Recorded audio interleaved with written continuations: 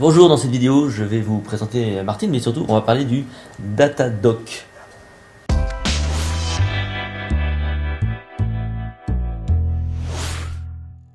Martine, bonjour. Alors nous on se connaît depuis longtemps avec Martine, c'est que ça fait un petit moment qu'on travaille. Alors pour vous situer, Martine m'avait aidé moi à obtenir mon numéro de déclaration à la directe, parce que c'était déjà compliqué. Et justement, j'ai invité Martine là aujourd'hui pour nous parler du Datadoc. Alors si vous ne savez pas ce que c'est que le Datadoc, Martine va vous présenter ce qu'est le Datadoc. Est-ce que rapidement déjà tu peux te présenter ce que tu fais? Oui, donc je suis Martine Henry. J'ai créé en 2011 la société CapAdoc. Adoc en deux mots, ADHOC, qui est une locution latine qui signifie qui va ce vers quoi il est formé. D'accord. En fait, donc je suis dans le domaine de la gestion d'entreprise et effectivement je suis consultante formatrice indépendante et à ce titre j'ai également un numéro de prestataire de formation auprès de la directe. Voilà. Tous les indépendants aujourd'hui ont une contrainte, c'est la contrainte de faire une démarche qualité pour être référencé au Datadoc. Alors c'est quoi le Datadoc? Rien à voir avec Capadoc du coup, parce que rien à voir avec Datadoc, Capadoc. Non, c'est vrai que je viens faire le lien, tu vois. Et le Datadoc est une base de données qui va référencer les organismes de formation qui ont un numéro de prestataire de formation, qui vont être référencés auprès des OPCA, une vingtaine, et ils vont pouvoir faire en sorte que leurs clients puissent être financés par les formations qui vont être dispensées. C'est ça. Et donc c'est une démarche, le Datadoc est une base de données, tout simplement, qui va référencer les organismes de formation à partir de 21 indicateurs qualité. Ces 21 indicateurs sont synthétisés en 6 critères qualité. Alors moi je suis allé voir un petit peu tout ça évidemment parce que c'est une question qu'on m'a posée, est-ce que tu as rempli ton Datadoc, etc. Ça fait un petit peu peur quand même. C'est-à-dire que de la base la démarche elle est quand même sur la qualité, ce qui est bien en soi, c'est une bonne idée. Maintenant ça fait penser quand même à une espèce de grosse usine à gaz un peu compliquée et la question se pose, voilà, est-ce qu'il faut le faire, est-ce qu'il ne faut pas le faire Alors, vaut mieux le faire parce que ceux qui veulent que leurs clients puissent être remboursés ou financés pour les formations, si on n'est pas datadocké, c'est-à-dire si on n'est pas référençable sur la base de données Datadoc et du coup référencé par un OPCA, eh bien nos clients ne pourront pas être financés par un OPCA. Alors, est-ce que tous les OPCA prennent le Datadoc? Alors, une fois qu'on est datadocké ou référençable, eh bien, s'il y a un client qui veut obtenir un financement, eh bien, l'OPCA va effectivement voir si on a été référençable dans cette base de données. Et là, l'OPCA va nous référencer sur son site web. Et généralement, sur tous les sites web des OPCA, il y a un espace où on peut aller vérifier si le numéro de prestataire de formation que le client va avoir, eh bien, si effectivement le prestataire de formation a été référencé. Ouais. Donc toute la complexité finalement c'est de remplir cette fameuse base de données parce que moi je suis allé voir, il faut quand même du temps. Alors il y a 6 critères qualité qui sont référencés en 21 indicateurs et là il faut au moins quand même une journée. Une bonne journée. Ce que je conseillerais c'est d'aller voir les OPCA, font des conférences ou des réunions gratuites. Il y a même des vidéos, j'ai vu des vidéos sur internet. Voilà, et le fait d'y participer, eh bien on a déjà des réponses à notre questionnement. Et déjà, c'est une première démarche pour faciliter le remplissage de ces questions. Il faut aussi bien faire attention sur la base de données Datadoc. Nous avons un onglet qui s'appelle le glossaire. Et il faut savoir que lorsqu'on remplit ces questions, lorsqu'on donne ces réponses, eh bien, il y a un premier robot qui va les vérifier, qui va passer sur les réponses pour vérifier si on a utilisé la bonne terminologie par rapport à la terminologie métier de la formation professionnelle continue. Donc déjà, si vous n'avez pas les bons mots, c'est mort. Eh bien, si on n'a pas les bons mots, ça veut dire qu'on peut être recalé, mais pour autant, tous les OPCA ont de la bienveillance vis-à-vis des prestataires de formation et vont revenir vers vous pour vous poser une question et vous demander d'ajuster votre réponse par rapport à ce qui est attendu. Ouais. Alors, il y a une date limite qui est le 30 juin qui est le 30 juin, mais ce qui est important surtout, c'est même si on n'a pas été... Je précise, le 30 juin, c'est la date de cette vidéo. Vous avez jusqu'à ce soir pour remplir le Datadoc.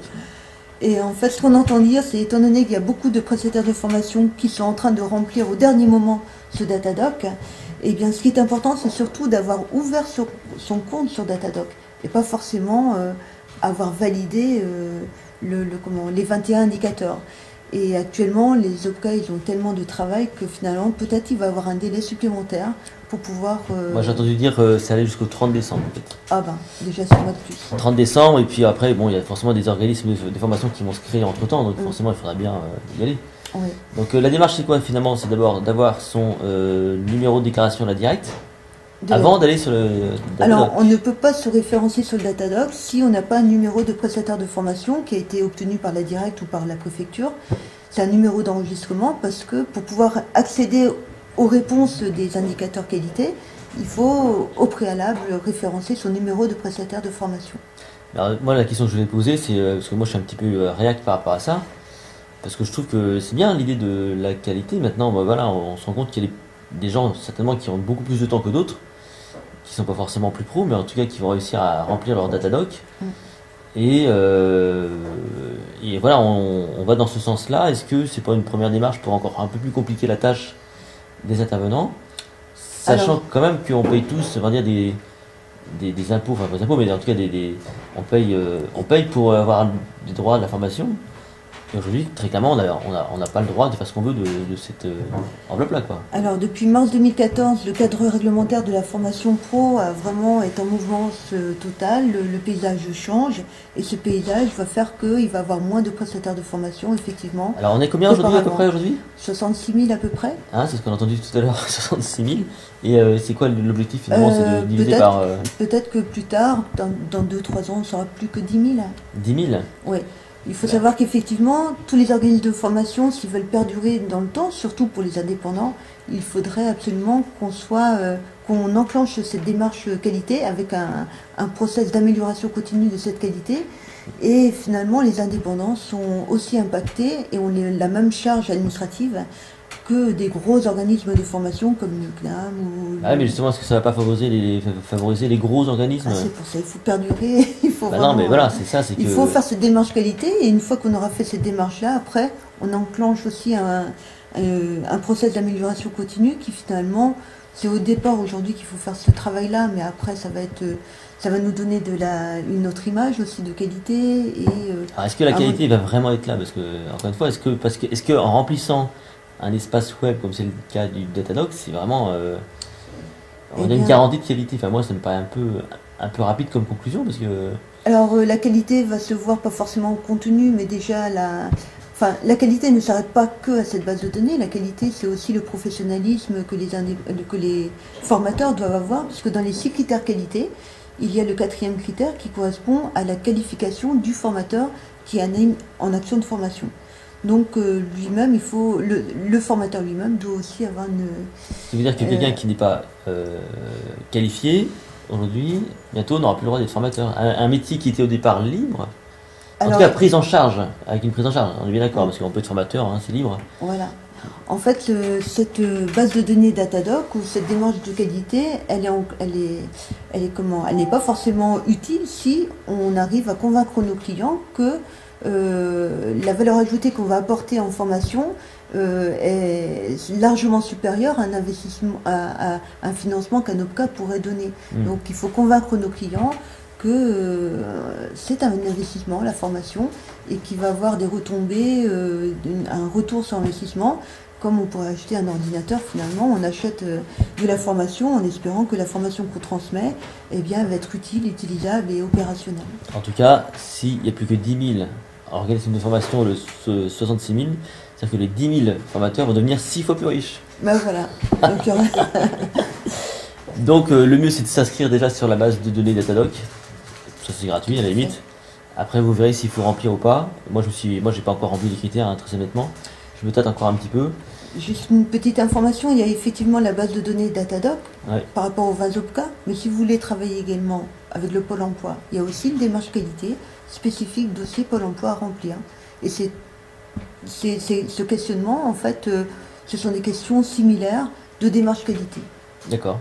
Donc il n'y a pas qu'une façon de faire, il y en a d'autres. Il y en a d'autres à faire. Tu parlais aussi du SIGFI ou ce genre de choses. Alors le SIGFI, c'est une organisation professionnelle de consultants formateurs indépendants. Le SIGFI a créé en 2012-2013 un répertoire professionnel de consultants formateurs indépendants et le RPCFI, Et en fait, fin 2015, eh bien, le SIGFI a transmis à l'association Calipro, ce dispositif RPCFI, pour que ce dispositif RPCFI soit référencé dans le HOCNEFOP. Donc finalement, le SIGFI, via ce dispositif RPCFI, a fait en sorte d'être labellisé. Donc C'est un label. C'est un label qualité et qui est le moins cher aujourd'hui de toutes les normes ou certifications qualité. Voilà. Et c'est déjà, vous allez sur RPCE, je mettrai le lien. rpcfi.org. Voilà, je mettrai le lien sous la vidéo.